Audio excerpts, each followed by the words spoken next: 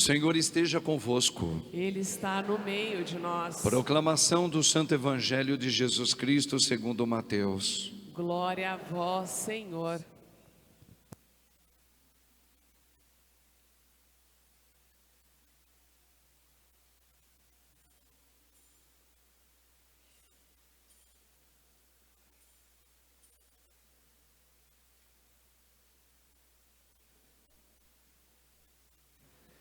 Naquele tempo, João estava na prisão. Quando ouviu falar das obras de Cristo, enviou-lhe alguns discípulos para lhe perguntarem: És tu aquele que há de vir, ou devemos esperar um outro? Jesus respondeu-lhes: Ide contar a João o que estáis ouvindo e vendo. Os cegos recuperam a vista, os paralíticos andam, os leprosos são curados, os surdos ouvem, os mortos ressuscitam e os pobres são evangelizados. Feliz aquele que não se escandaliza por causa de mim. Os discípulos de João partiram e Jesus começou a falar às multidões sobre João. Que fostes ver no deserto? Um caniço agitado pelo vento? Que fostes ver? Um homem vestido com roupas finas? Mas os que vestem roupas finas estão nos palácios dos reis. Então, o que fostes ver? Um profeta? Sim, eu vos afirmo, é alguém mais que é mais do que profeta. É dele que está escrito: Eis que envio o mensageiro à tua frente, ele vai preparar o teu caminho diante de ti. Em verdade vos digo, de todos os homens que já nasceram, nenhum é maior do que João Batista. No entanto, o menor no reino dos céus é maior do que ele. Palavra da salvação. Glória a vós, Senhor. Aleluia, aleluia, aleluia, aleluia, aleluia, aleluia.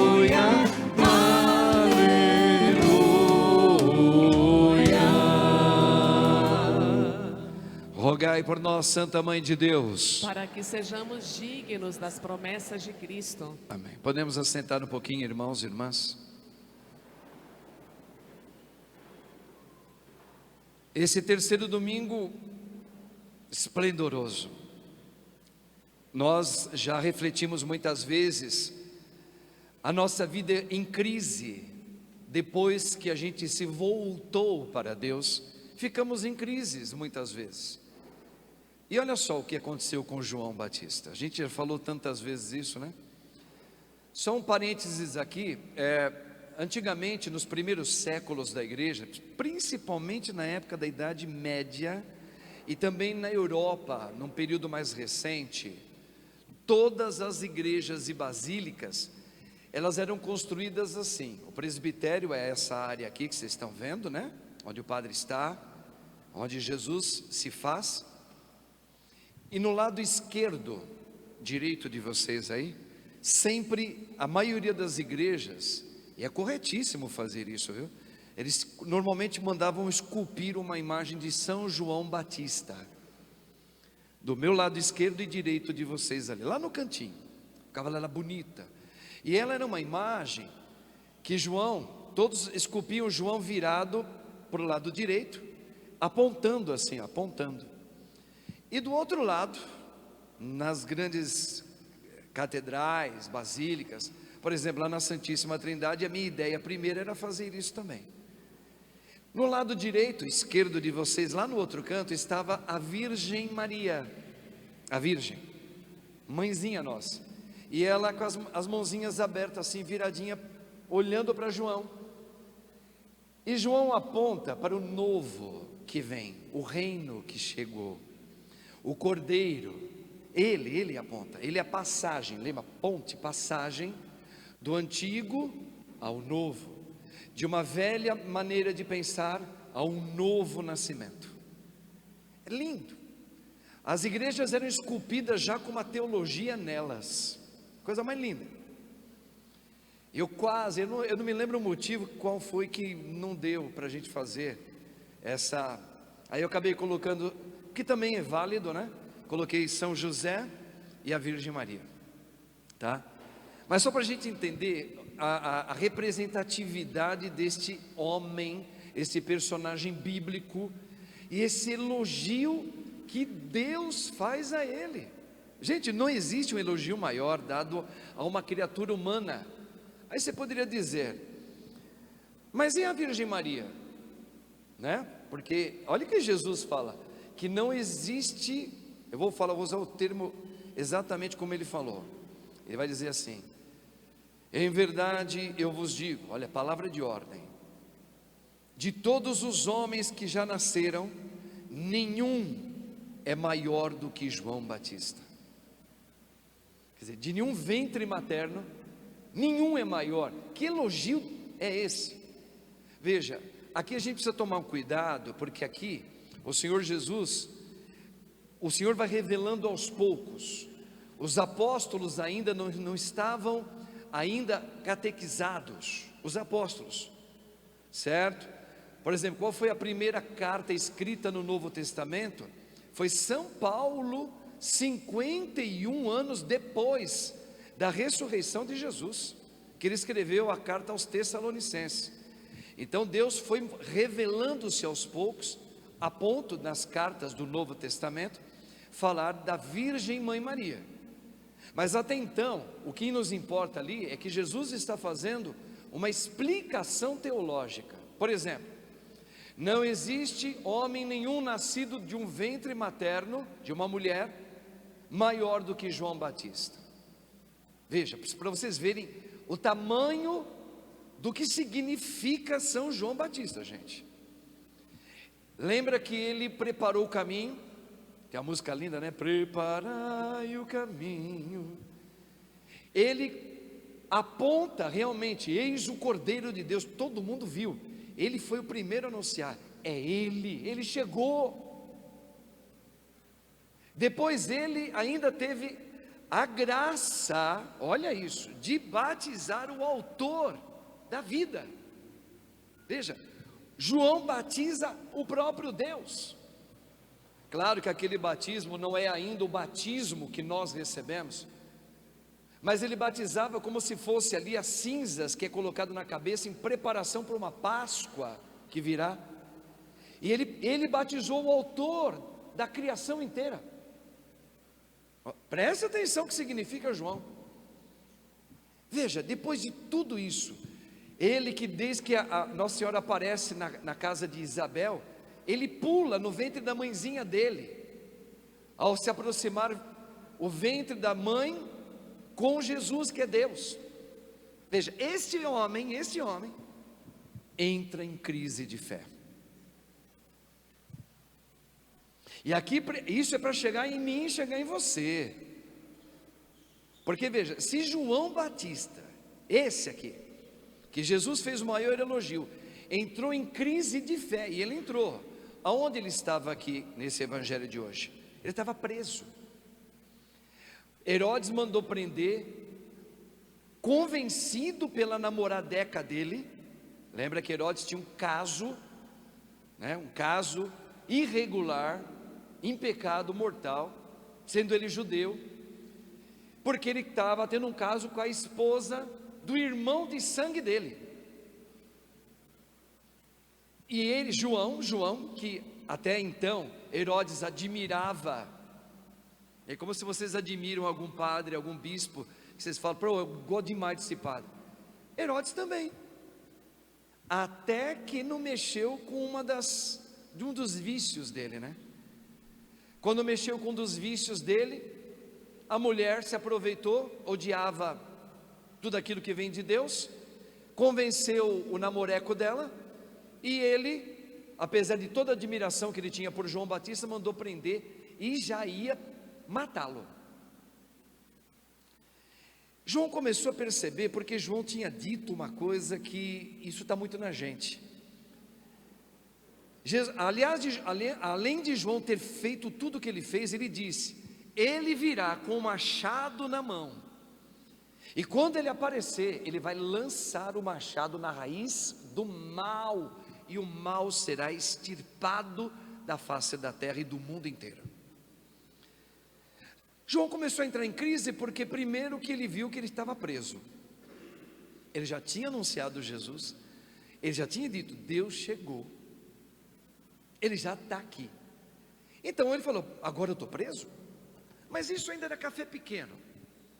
Acontece que João estava sabendo, presta atenção, que o nosso Senhor estava chamando Zaqueu para ir comer com ele na casa de Zaqueu.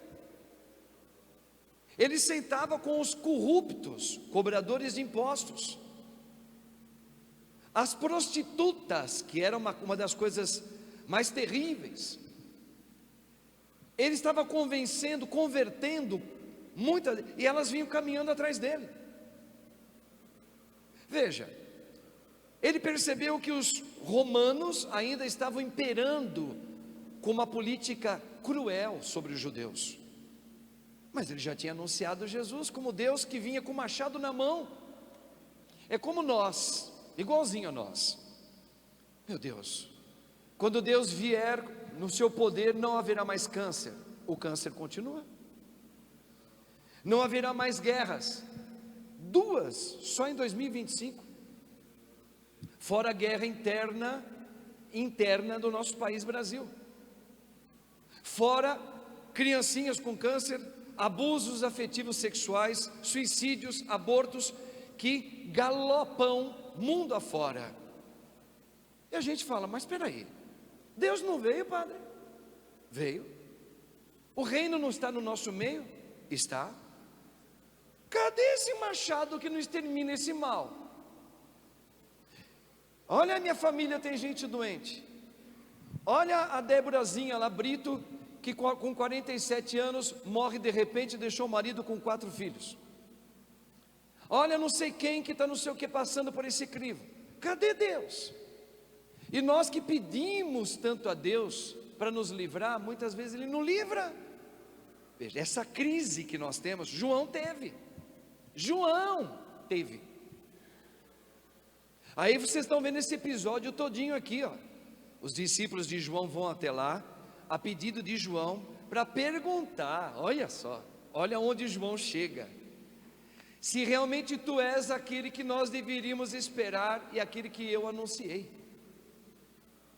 Eu estou em crise. É como se ele falou literalmente: eu estou em crise, eu não estou entendendo mais nada, eu vou morrer. Eu estou vendo você sentar com os corruptos, eu estou vendo as prostitutas te seguirem, eu estou vendo a legião romana dominando aqui, eles, todos nós. Jesus, onde estás? Tu estás aqui mesmo? És tu? Ou tu és uma farsa? Nós muitas vezes entramos em crise quando a gente fala: será que esse papo de religião não é uma farsa não, hein? Porque que a gente está passando nesse mundo aqui fora, meu irmão, minha irmã, é uma coisa medonha. Então vamos lá. Esse terceiro domingo está nos colocando de novo diante desse retrato, mas não para nos deixar para baixo, para nos levantar. O reino de Deus, ele não vem para acontecer. Imagina uma torcida inteira, toda reunida no estádio, lotado, e Deus vai lá e derrama o Espírito Santo, todo mundo se converte, todo mundo fica bom e o mal não existe mais. Era assim que João imaginou, como todos os judeus da época dele. Quando o Messias chegar, todos se converterão e o mal será aniquilado. Pronto, acabou. Entendeu? Era assim que eles imaginavam. Como nós, por exemplo, olha, eu vou me voltar agora a minha vida mais tempo para rezar, para me colocar mais em Deus, não é? Olha, até deixei de fazer algumas coisas pessoais minhas para me dedicar mais à minha fé católica. Ótimo. A gente tem uma ilusão que quando a gente começar a fazer isso, Deus vai me proteger, não é? Vai proteger os meus filhos, vai proteger os meus negócios, vai proteger a minha saúde, vai proteger a mim e os meus de nunca ser açoitado por um inimigo cruel. A gente cai do cavalo, porque não é isso o reino de Deus.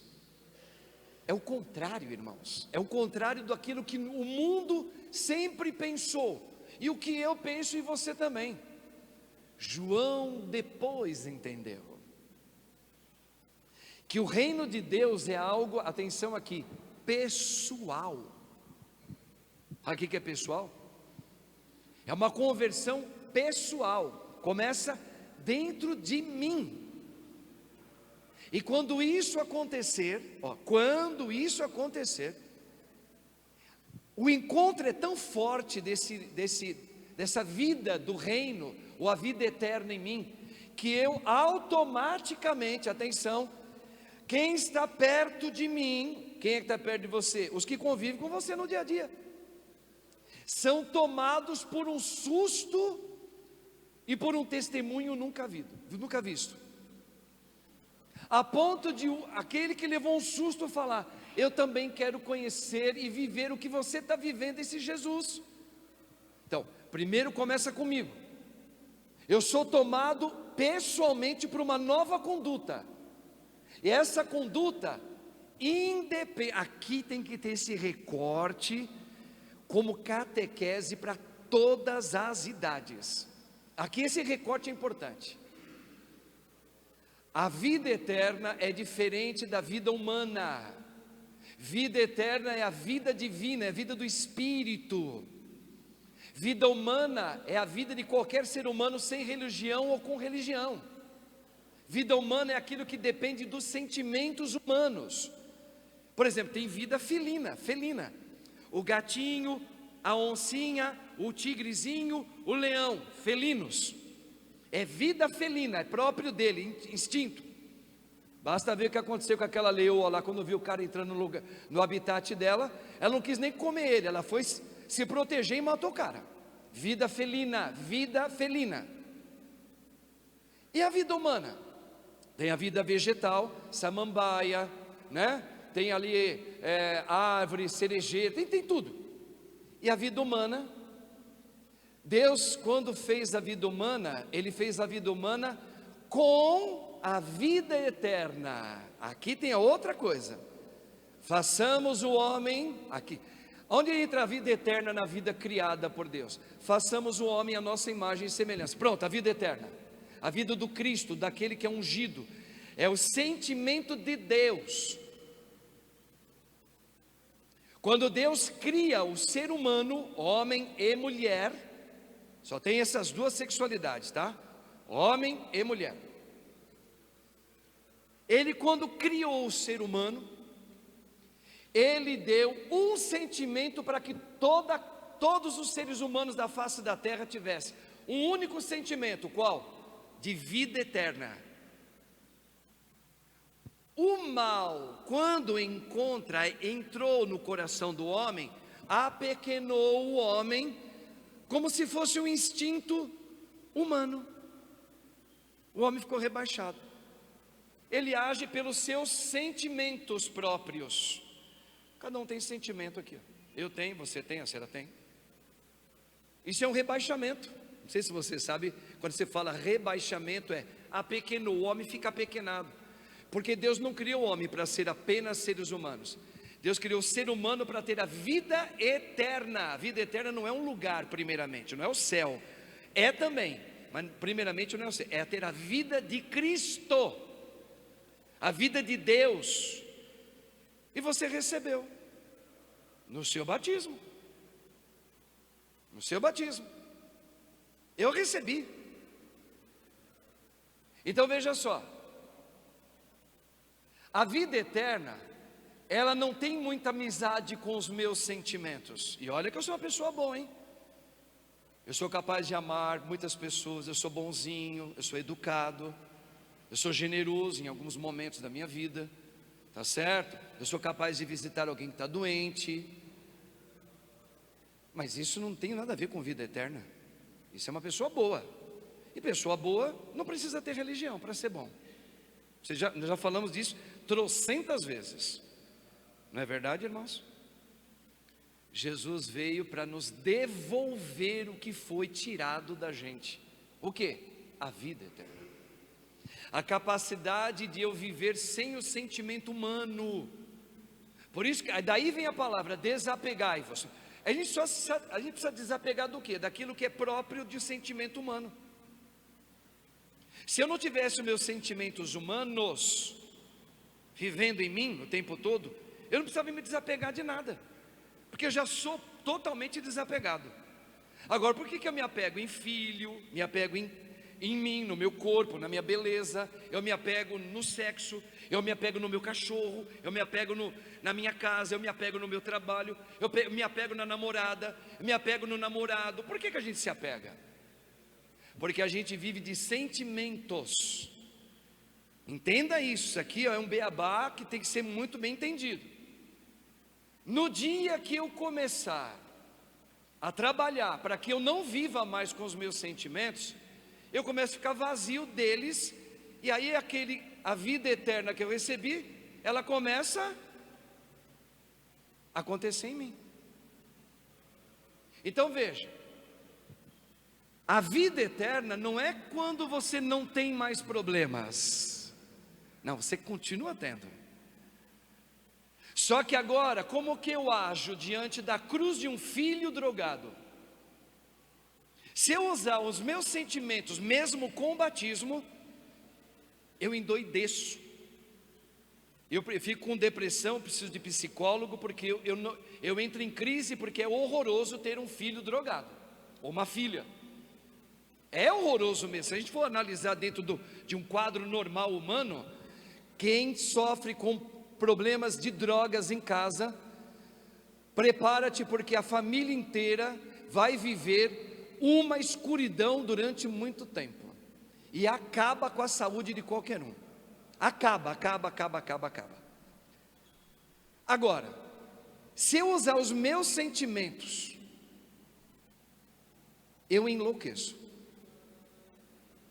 Se eu aprender a usar a vida do eterno em mim, tendo um filho, uma filha, uma neta, um neto, um irmão, um marido, alguém que seja dependente químico, eu vou continuar sofrendo, só que o meu sofrimento é um sofrimento em Cristo Jesus.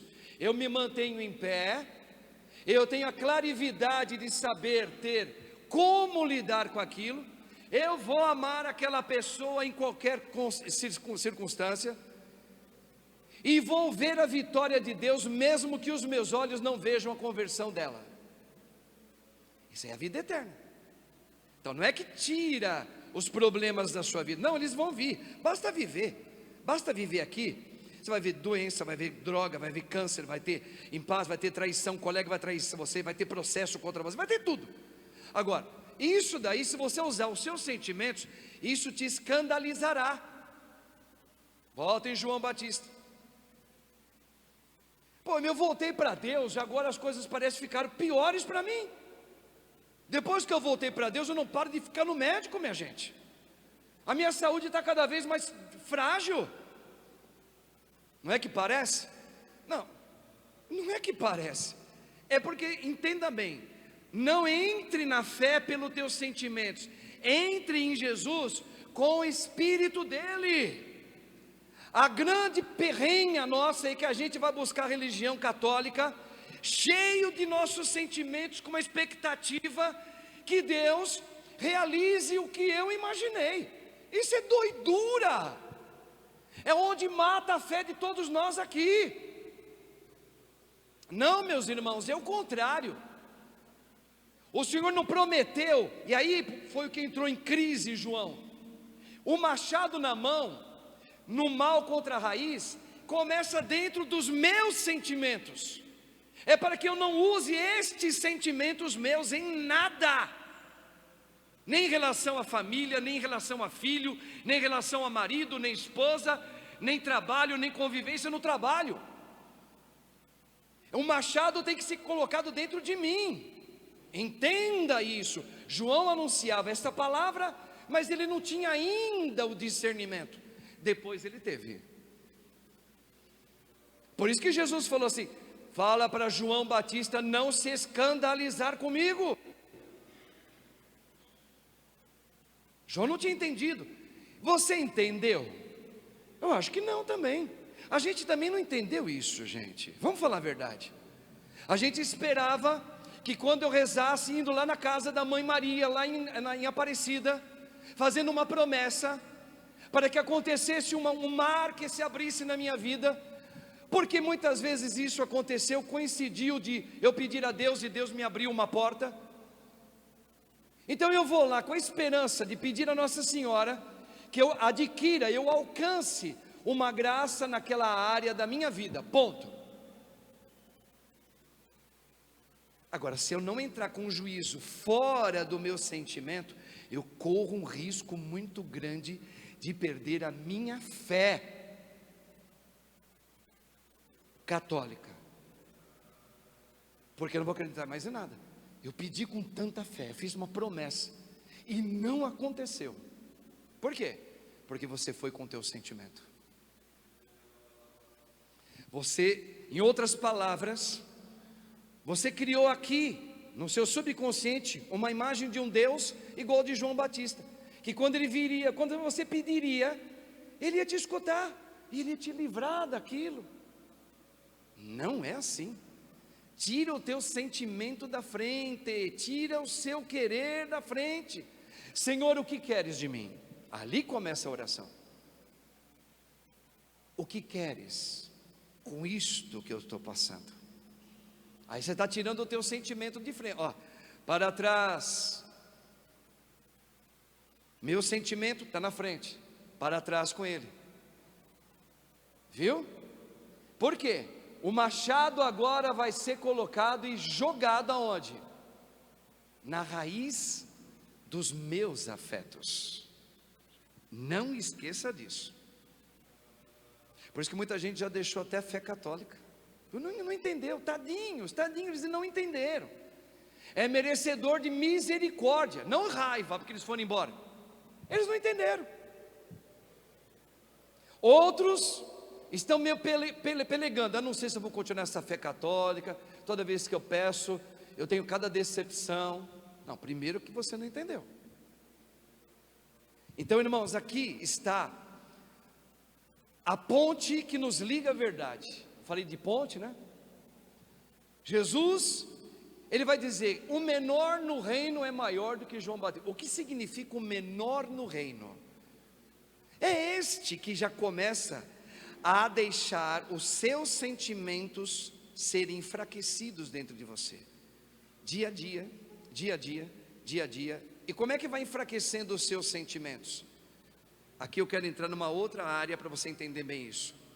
Quando o Espírito de Deus me leva em circunstâncias que eu não esperava, e ali Deus vai me tecendo um novo homem. Ou seja, eu nunca quis ter um filho drogado, pois Deus permitiu que você tivesse. Qual o objetivo disso? Agora você vai ter que tirar o teu sentimento de fora, porque Deus está querendo que você aprenda a viver com a vida eterna, não apenas a vida humana. Vocês lembram de Abraão? Ele tinha uma paixão antes de nascer o filho dele. Qual era a paixão de Abraão antes de nascer o filho Isaque? Quem era a paixão? O amor absoluto, integral, 100% apaixonado de Abraão. Quem era? Vamos ver se vocês sabem. Quem? Não, era Deus, era o próprio Senhor. Ele tinha tido um encontro apaixonado por Deus. Era só Deus. Por algum motivo que não é explicado em detalhes, nasceu um filho. Ele desejava ter um filho. Nasceu o filho. Ele pôs o nome do filho. Qual é o nome do filho? O filho legítimo dele, Isaque. Muita gente não entende isso. Veja, ele era um homem apaixonado por Deus, não era? Então, antes de aparecer o Isaac na vida dele, ele já tinha tido um encontro com o Senhor. Pensa nisso na tua vida. Eu não sei a idade que você tem, não sei, também não me interessa. Alguns, parece que há muito aqui já viveu bastante. Hoje, nos últimos anos da tua vida, apareceu alguém novo. Como que você era antes dessa pessoa ter existido? Pode ter certeza que você teve em algum momento você teve. Você pode falar que não, até para agradar a pessoa que está perto de você. Você teve momentos de felicidade. Tem mães aqui que nunca foram mães, agora são mães, são até avós, mas antes de aparecer os filhos, elas eram apaixonadas pela mãe, depois pelo namorado, depois por o marido, era o tudo dela. Mas ela foi vivendo, apareceram os filhos passaram a ser agora o tudo da mãe. Agora depois dos filhos apareceu ser um netinho, e depois do netinho uma amiga que chegou, depois da amiga não sei aonde ela está morando. Mas veja, volta lá atrás, rebobina, lá atrás, antes da senhora se casar, quem era o seu primeiro amor? Deus. E a gente esqueceu disso. E a gente foi passando o tempo, a gente foi vivendo, foi aparecendo novas pessoas, promessas de amor, amor, I love you, e vai, e vem, a gente juras de amor para um, para outro, e Deus chega para você e vai dizer assim: Pedro, tu me amas? Então, Senhor, é que nasceu a minha netinha, então agora eu estou trabalhando, então agora eu tenho que cuidar da minha mãezinha, então agora é os meus netinhos, é uma gracinha, agora eu estou namorando, agora eu encontrei alguém muito legal para eu já namorei com várias pessoas, agora encontrei o grande amor da minha vida. Pedro, tu me amas? Entenda essa pergunta de Jesus. Aí Abraão, volta em Abraão, o que Deus pede para Abraão? Sacrifique os teus sentimentos. Lembra que eu falei, cuidado com o sentimento humano. Esse sentimento humano, ele se apega e vai deixar de lado o primeiro e único amor. Por que Deus pede para Abraão sacrificar Isaac? Porque Abraão estava esquecendo do primeiro amor dele. Antes de tudo, antes de Isaac, Deus sempre é. Depois, Deus já não era mais. Eu só acreditava em Deus, mas meus filhos são meu tudo. Entenda, traz para você, como eu trago para mim. Depois eu fui entendendo uma leitura do livro de Santo Agostinho, Confissões. Tarde te amei, Senhor. Eu acabei, você sabe que eu vou confessar uma coisa para você, com 21 anos de idade eu tive um grande encontro com Jesus. Marcos Roberto, não era nem padre. Aconteceu uma coisa comigo que eu nunca senti na minha vida. E olha que eu era danado com a mulherada, hein? Eu não tenho problema em falar isso com ninguém não, gente. Eu senti uma coisa que não foi psicólogo, não foi minha mãe, não foi professor, não foi ninguém que me convenceu. Foi algo pessoal. Eu estava na laje da minha casa, de noite, eu lembro disso, 21 anos de idade, eu estava muito triste. Meus pais tinham saído, meus irmãos não estavam, estava eu e o nosso Deus. E ali, uma coisa inexplicável, eu tive um encontro com Cristo. Eu chorei muito, eu senti uma coisa que os meus sentimentos humanos nunca sentiram. Eu tive uma vontade de gritar para o mundo inteiro o que eu estava sentindo, que humanamente não dava para explicar. Era Deus fazendo encontro comigo. Isso eu estava com 21. Com 30 anos eu já tinha conhecido muita gente e continuava na igreja. Algumas pessoas que eu conheci se tornaram para mim pessoas que fizeram juras de amor, que onde a gente estivesse nós íamos morrer juntos, velhinho, abraçado. A maioria dessas pessoas já não existem mais. Quando eu cheguei nos meus 40 anos, eu continuava crendo em Deus, já como padre. Veio um grupo comigo, veio a minha ordenação, assistiu a minha ordenação e falou: você é o padre que nós queremos envelhecer juntos e ir para o céu. A maioria deles, todos foram embora. Eu já estou com 50 a mais. Vieram um outro pelotão, às vezes vem um resquício de alguém do passado e volta a falar: padre, nós estamos juntos ainda. Mas é muito pouco. Daquele batalhão que nós vivíamos e fazíamos juras de amor, bobulhas de amor, que não diz Fagner na música, foram embora, sem dizer os que morreram. E hoje eu chego diante de Jesus no meu quarto e Ele chega para mim no meu subconsciente e diz, já dizendo outro nome: Padre Marcos, tu me amas? E eu tentei justificar para Deus: então, é porque eu construí uma igreja, o Senhor sabe o trabalho que dá construir uma igreja. Aí depois me vieram problemas de pessoas que me perseguiram, o Senhor sabe como é que é, Deus. E eu acabei me distraindo, vieram outras pessoas, me consolaram. E quando eu fui ver, o tempo passou, e eu não sei se eu sinto aquela mesma coisa que eu senti naquele dia. Eu apenas creio em Ti, Senhor. E no meu subconsciente está assim: sacrifique os teus sentimentos por tudo isso. Tem coragem? Tu me amas? E eu começo a chorar. E eu começo a lembrar daquela música: Senhor, quase me esqueci do meu primeiro amor. Vieram os filhos, eu quase me esqueci que Tu és o grande amor da minha vida. Veio a minha namorada, achei que ela era, quase me esqueci que o Senhor era o autor de tudo. Tudo passou, agora só está eu e Ti, meu Senhor. Você está entendendo, irmãos?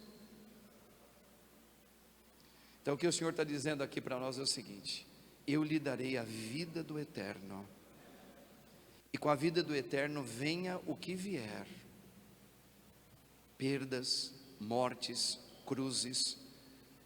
Se eu não usar os meus sentimentos, eu atravesso do outro lado. Se eu usar os meus sentimentos, eu fico. Lembra que ele falou domingo retrasado? 2 homens estarão trabalhando e 2 mulheres estão trabalhando no mesmo lugar. Uma fica, a outra vem comigo. Quem é que fica?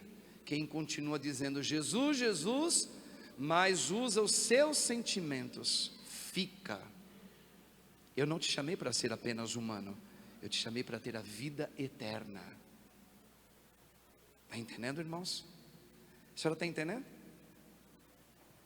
Então, pense naquilo que hoje é o teu Isaac na tua vida, que te fez distrair, não rezar muito.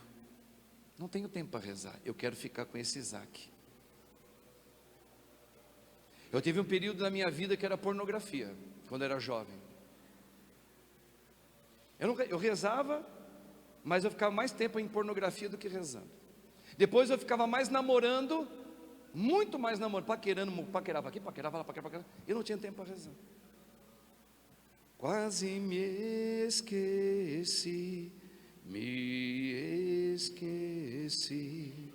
que o teu amor, teu espírito vela por mim e tudo passa. Esfarela, vai embora. A esposa vai embora. Hoje nós estamos celebrando aqui, ó, falecimento vocês não conhecem, Débora, esposa do Fábio. Vim aqui que nem vocês aqui. 47 anos a moça apenas tinha. Vivia na igreja. De repente teve um problema no coração, morreu. Ele ficou aqui por enquanto com a gente. Ela foi. O que Deus está querendo mostrar para um casal desse, como mostra para você, mostra para mim? Que tudo passa. Não viva apenas como ser humano, porque você vai ficar. Vem com a vida eterna, a vida de Cristo. Namore, trabalhe, case com a vida do eterno. Com a vida do eterno, a vida de Cristo. Então, ou seja, o machado é jogado dentro de mim. Quem é mudado? Eu. Não é a fulana que trabalha comigo lá, que é ruim pra caramba. Aquela fulana, ela mete o pau em mim. Ela me azucrina, como diz lá a música do Roberto Carlos. Você me azucrina, me mexe a cabeça. Só que ali é o amor, né? Tem gente que azucrina você. Aí você fala, essa mulher tem que mudar, vou rezar para que Deus tenha misericórdia do coração dela. Não, não, não, não, não, não, não, não, não, não, não, não. O machado é jogado nos seus sentimentos. Mas é ela que me azucrina, padre, eu não fiz nada. Ok, mas o que você está sentindo pelo teu sentimento com ela? Raiva. O machado tem que entrar aí. Ela é a sua próxima. E você é aquela ovelha que Jesus vai atrás. E se encontrar na vida do Espírito, Ele leva com você. E agora? E agora? Agora chegou, agora Deus fechou toda a casa, né? Você não tem mais saída. Não tem mais saída. Quem você? Tu me amas? Amo. Então é com a vida eterna. A vida eterna aceita o câncer que chegou. Com a vida eterna eu aceito o filho que nasceu desse jeito. Com a vida eterna eu aceito viver no local onde tem mentira, traição, fraqueza. Eu aceito. E por que aceito? Porque agora eu estou aprendendo a não usar mais os meus sentimentos, mas a vida do meu amor em mim. E eu começo a andar por cima de tudo isso. Entenda, irmãos, aqui está a grande notícia. E ainda há tempo para você e para o Padre e para nós. O Senhor chama agora a gente a fazer essa experiência com Ele. Por isso que Ele fala, não se escandalize comigo. Olha o que Ele está dizendo para você. E vamos falar assim logo as claras. É claro que você se escandalizou já várias vezes, continua se escandalizando com as coisas de Deus. Por quê? Porque você está usando os seus sentimentos. Veja, Deus não precisa do teu sentimento, Ele te dá vida nova. Lembra a palavra, Nicodemos, é preciso você nascer de novo. De novo. Eu vou te dar a vida do eterno em você. Quando o Padre levanta a hóstia, ele fala, eis o Cordeiro de Deus, aquele que tira o pecado do mundo. Pecado dentro de você, né? Senhor, eu não sou digno de que entreis em minha morada, mas dizei uma só palavra e serei salvo. Aí o Padre fala o que nessa hora? O que o Padre fala nessa hora? Que eu seja salvo. Que o corpo e sangue de Cristo nos guarde para a vida com eterno. Eu recebo Ele para ter a vida dele. Aconteça em mim o teu querer, Senhor. Aconteça em mim a tua vontade. Ó, lá, a vida eterna. Ó. Não a minha, a tua. A minha era bater nessa pessoa. A minha era namorar com esse tipo de gente. A minha era continuar usando drogas. A minha é dar um tapa na cara daquela pessoa que me aborrece. Essa é a minha. A tua qual é, Senhor?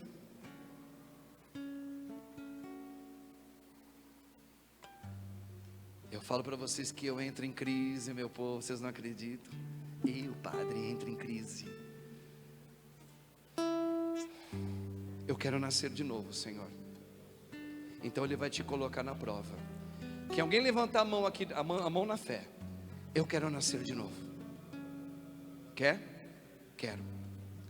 Prepare para o desmanche que Ele vai fazer em você. Vai doer. Ele vai pegar a mão do oleiro, ele vai começar. Eu quero nascer de novo. Vai contrariar os teus sentimentos. Minha mãe morreu. Minha mãe morreu agora. Viu como contrariou?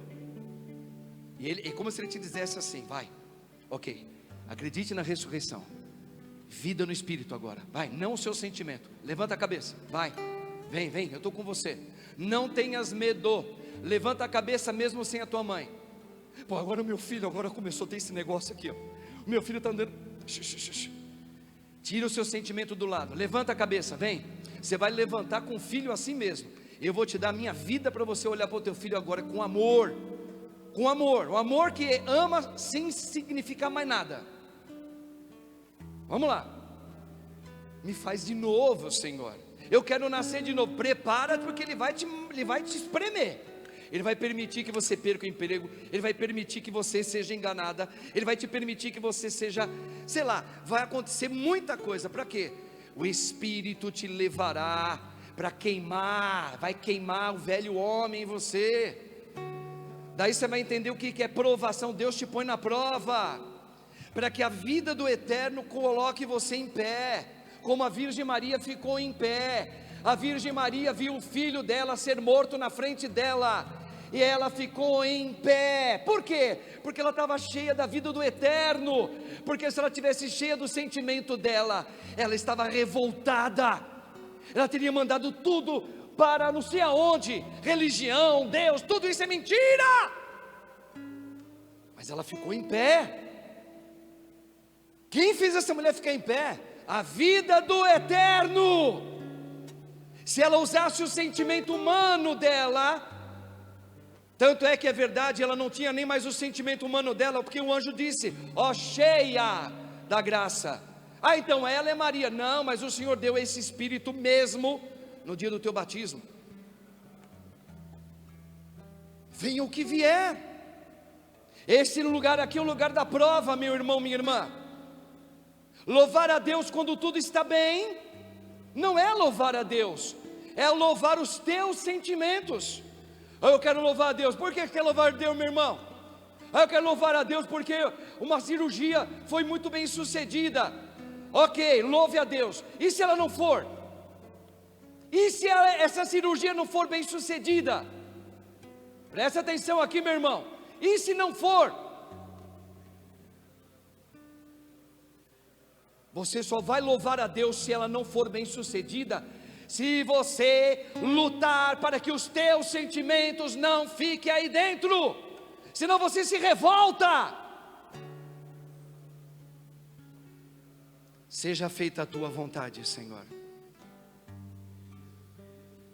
Não foi como eu queria, mas tu sabes o que é melhor para mim. Olha a vida do eterno aí. Tu sabes para que meu pai foi embora antes de me ver padre nessa terra.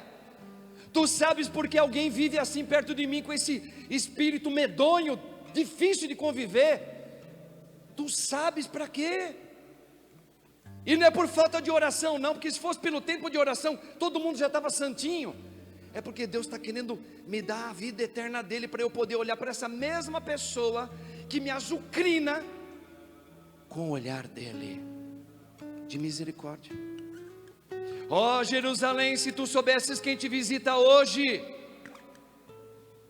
é a vida do eterno. E termino. O nosso Senhor disse: o que faz de extraordinário amar apenas quem te ama? Nada. Isso é o seu sentimento como é o meu. O extraordinário para Deus é a vida do eterno vivendo em você, capaz de perdoar alguém que matou seu próprio pai. Sabe quem matou Jesus? Sabe quem matou Jesus? Vamos lá, um pouquinho de teologia aqui. Os judeus, os romanos, tem mais aí, e os pagãos. Correto? Quem são os pagãos? Nós viemos do paganismo.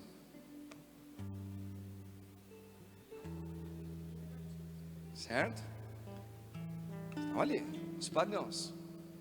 O romano lá que estava lá mandou, era um romano. Romano é um pagão, não era judeu. Nós matamos Jesus, o Filho de Deus. Como é que ele perdoou você? Com a vida do eterno. E se alguém machuca alguém que você ama? Eu mato. Esse é o teu sentimento, não serve para nada, não serve uma pipoca. Em Deus não serve uma pipoca o teu sentimento. A vida do eterno. E aí, quer? Prepara-te para ser moído. Eu nunca enganei vocês aqui, como eu não me engano. Deus não me engana. Marcos, queres me seguir? Quero. Prepara-te para morrer. Como assim? Eu vou mexer muito com os teus sentimentos, eu vou esvaziar você todinho. Como? Prepara-te. Está aqui, ó. Já estou vivendo a luta. Com Jesus tudo pode ser mudado. Eu não tenho mais medo. Com teu Espírito eu vencerei, Senhor. Vamos cantar?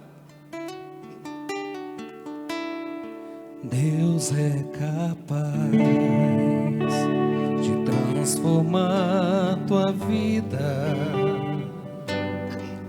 O impossível Ele fará, porque és precioso aos teus olhos.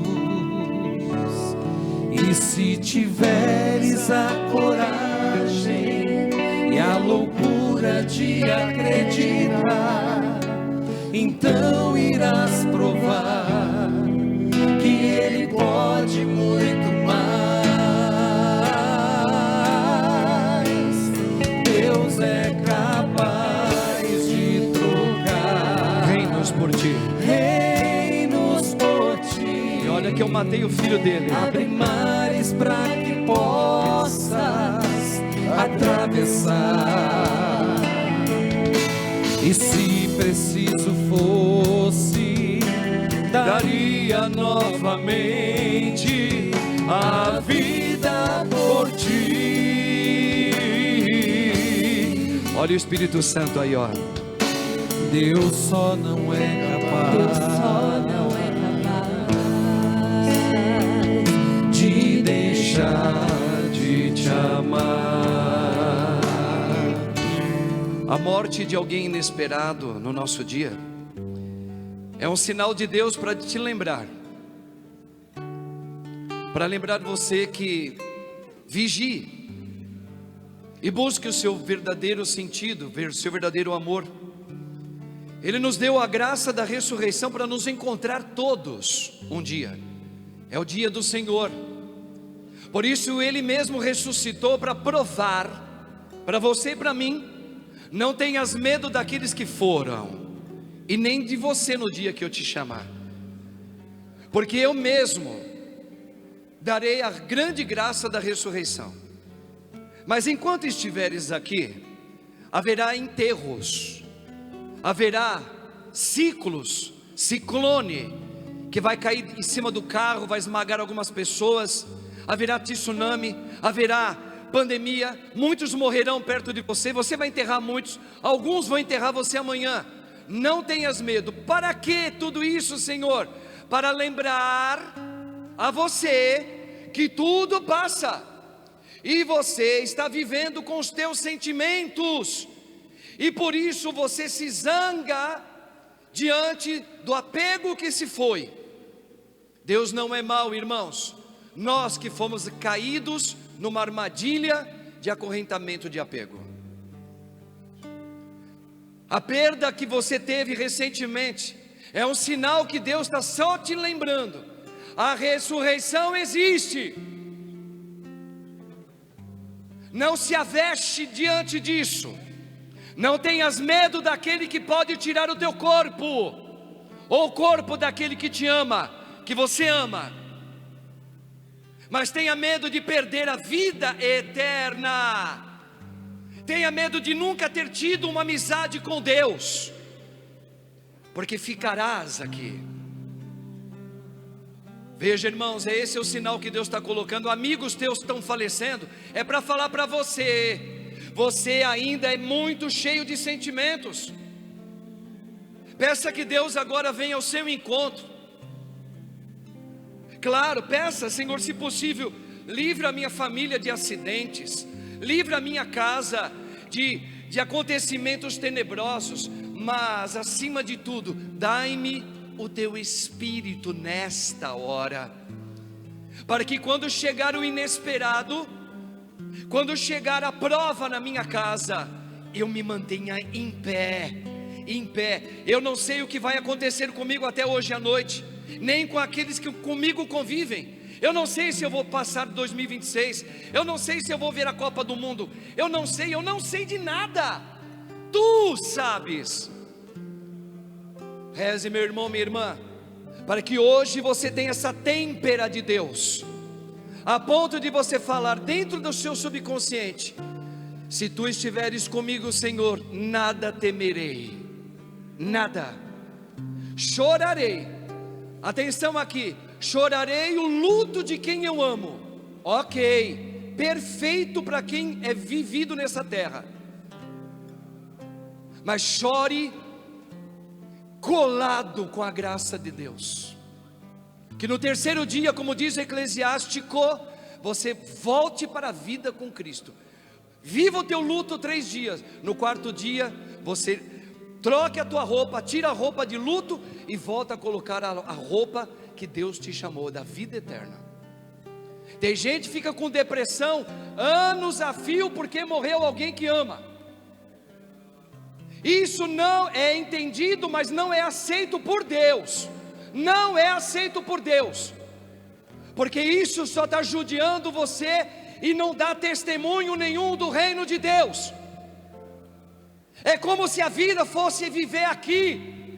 A vida não é viver aqui, e nós esquecemos disso, irmãos. Tudo passa, e Deus pode, porque Ele é o Senhor da tua vida. Deus te deu filho, Ele pode tirar. Deus te deu a saúde hoje, amanhã Ele pode pedir. O braço de Deus está sobre nós. E só os humildes, quem são os humildes? Aqueles que consideram a existência de Deus maior do que eu. Os humildes são aqueles que consideram a existência de um Deus maior do que eu. Esse é um humilde. E se põe debaixo do braço dele. Se pôr debaixo do braço de Deus significa: não a minha vontade, por mais doloroso que seja, por mais lágrimas que caiam dos meus olhos, Tu és o meu Senhor, e eu quero viver esta vida nova. Chega de hipocrisia como católicos. Deus está falando isso primeiramente a mim, sacerdote, e a vocês, meus irmãos. Veja como o Senhor vem tirar um véu amargo de cima da gente, uma ilusão, que um dia que eu fui buscar a Deus, a minha vida melhorou. Sim, a sua vida vai melhorar, no sentido de te deixar em pé, em qualquer circunstância da tua vida.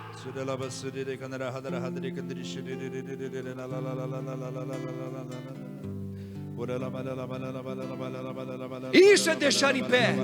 Como é que aquela mulher, depois de enterrar o filho dela, estar em pé, louvando a Deus na nossa frente assim? Isso é a vida eterna. Essas são as profecias de Isaías, onde o boi vai comer feno junto com o leão e nada vai acontecer. Eu lhe darei a capacidade de passar pela primavera, pelo outono, pelo inverno da tua vida sem cair. Não se iluda, católicos. Não vai procurar essas mentiras aí fora. Satanás está morrendo aos poucos. Ele quer levar na rabada dele muitos dos filhos de Deus ao engano. Ele é o pai da mentira. Ser católico é ser humilde, é voltar a ter o amor primeiro com Ele e dizer: eu quase me esqueci, Senhor. A cada hora da minha vida eu tenho uma desculpa para não voltar para o meu amor. Agora é porque arrumei uma namorada, agora é porque nasceu meu filho, agora é porque morreu o Papa, agora é porque morreu minha filha, agora é porque eu fiquei avô. Oh, meu irmão, minha irmã, não brinques com a tua fé católica.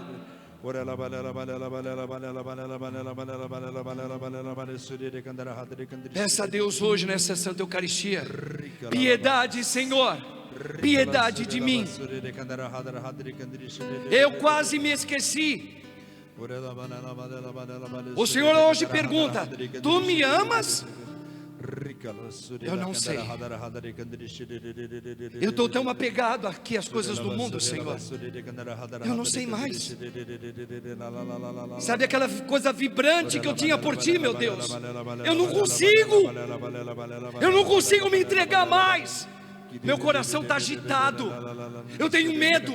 Eu tenho medo de morrer. Eu tenho medo de perder as pessoas que eu amo.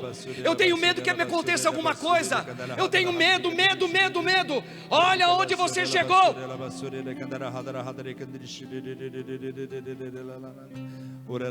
Aqueles que tiverem a vida eterna não terão mais medo já neste mundo. Terminemos essa homilia, irmãos. Não tenhas medo, pois eu estou aqui.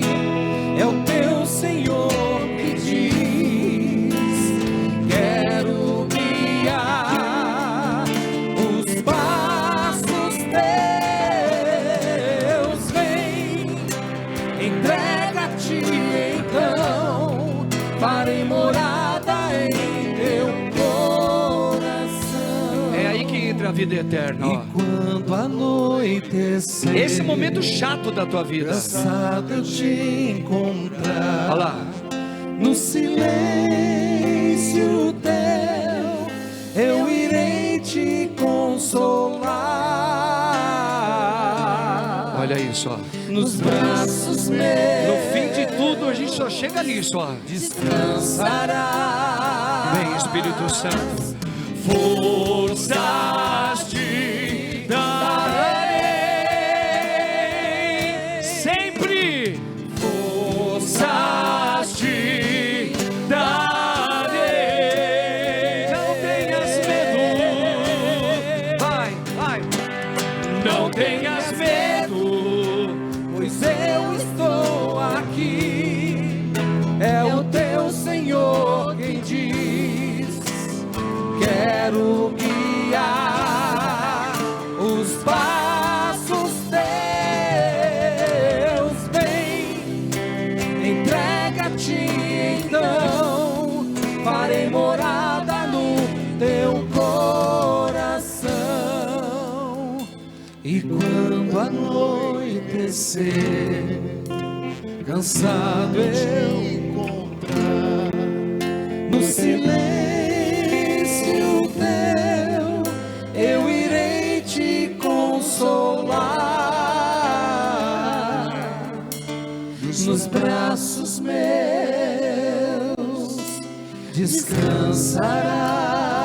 descansarás, forças te darei,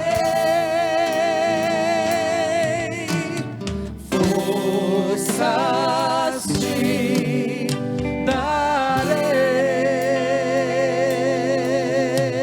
darei. E o Senhor te visita esta manhã. Você que está vivendo essa crise existencial, você que não se perdoa. Nesse mesmo profeta Isaías, capítulo 58, versículo 8, ele diz: meu irmão, minha irmã, esse profeta anunciava Cristo 600, 700 anos antes de ele vir. Olha o que ele fala nesse versículo: primeiro vem a luz, depois todas as suas cicatrizes serão consoladas, todas as suas feridas serão curadas. Isso é o próprio Deus que nos fala. Você que vive essa crise existencial, você que não se perdoa, você que não leva o perdão à sua frente, e essa palavra diz tudo, que as nossas orações, elas só são válidas quando nós colocamos o perdão, assim como Deus fez conosco, quando Ele nos perdoou, e Ele nos perdoa, nós devemos perdoar, assim como Ele. Amém? Amém. Amém, Jesus. Obrigado, Proclamemos Senhor, então Jesus. nossa fé, irmãos, nesse Deus maravilhoso que nos fala rasgado. Creio em Deus Pai Todo-Poderoso, Criador do céu e da terra, e em Jesus Cristo, seu único Filho, nosso Senhor, que foi concebido pelo poder do Espírito Santo, nasceu da Virgem Maria, padeceu sob Pôncio Pilatos, foi crucificado, morto e sepultado, desceu à mansão dos mortos, ressuscitou ao terceiro dia, subiu aos céus, está sentado à direita de Deus Pai Todo-Poderoso, de onde há de vir a julgar os vivos e os mortos. Creio no Espírito Santo, na Santa Igreja Católica, na comunhão dos santos, na remissão dos pecados, na ressurreição da carne, na vida eterna. Amém. Podemos assentar, irmãos, entrega